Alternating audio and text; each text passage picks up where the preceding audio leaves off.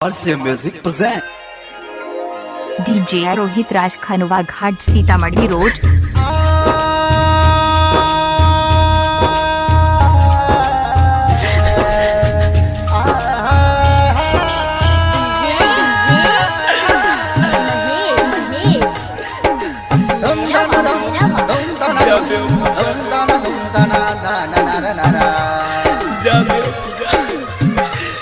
थोड़ा सा भी तुम मेरे बारे में सोची होती, थोड़ा सा मेरा दिल को हो।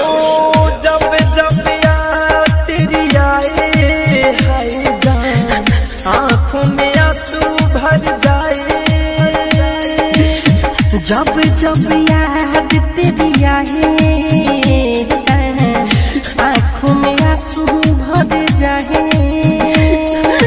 कैसे बताऊं तुझे समझाऊं, ना कभी दिल से तुझे भुलाता। आंसू से भर गया जाम मेरे, कैसे भुलाऊं तेरा नाम रे जाने मन।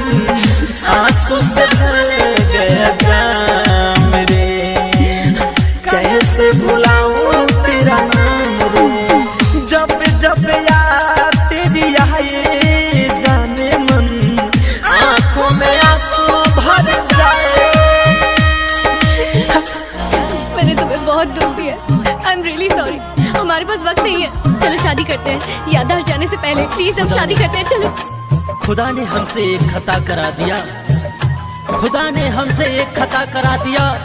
मुझे सलीम को तुझे अनारकली बना दिया। कहा कि जाओ ए मेरे अजीजो, जन्नत में प्यार का गुलशन खिलाना। कम वक्त तेरे इश्क ने मुझे शमशान पहुंचा दिया।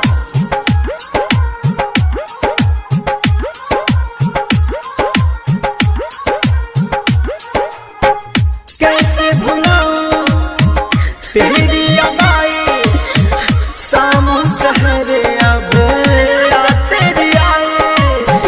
अब ये तो मिलना हो गया बेगाना, मैंने कभी ना सोचा न जाना। याद को तेरी भूल न पाए, जीना हुआ मुश्किल, मिलना यार बसा मेरे। कैसे भुलाऊं तेरा नाम मेरे जान, आंसू से भर गया जाम मेरे। कैसे भुलाऊं तेरा नाम मेरे। जीता हूँ तेरा नाम लेकर, मरने के बाद इंजाम होगा। कफन हटा के देख लेना, हर जख्म पर तेरा ही नाम होगा। हम उम्मीदों की दुनिया बसाते रहे, हम उम्मीदों की दुनिया बसाते रहे। वो पल पल हमें आजमाते रहे। जब मोहब्बत में मरने का वक्त आया, जब मोहब्बत में मरने का वक्त आया, हम मर ही गए। वो मुस्कुराते रहे, वो मुस्कुराते रहे। हो तोड़ दी दिल को मेरे सनम ने, बहुत रुलाया अब तेरे गम ने। प्यार की ये मेरी ये है कहानी, हंसते ही आँखों में भर दिया पानी। लाइटर के समित धन गए, श्याम को छोड़ दिया कमरे।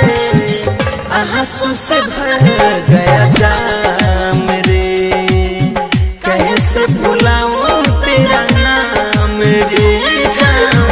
आंसू से भर गया जाम मेरे, कैसे भुलाऊं तेरा नाम रे।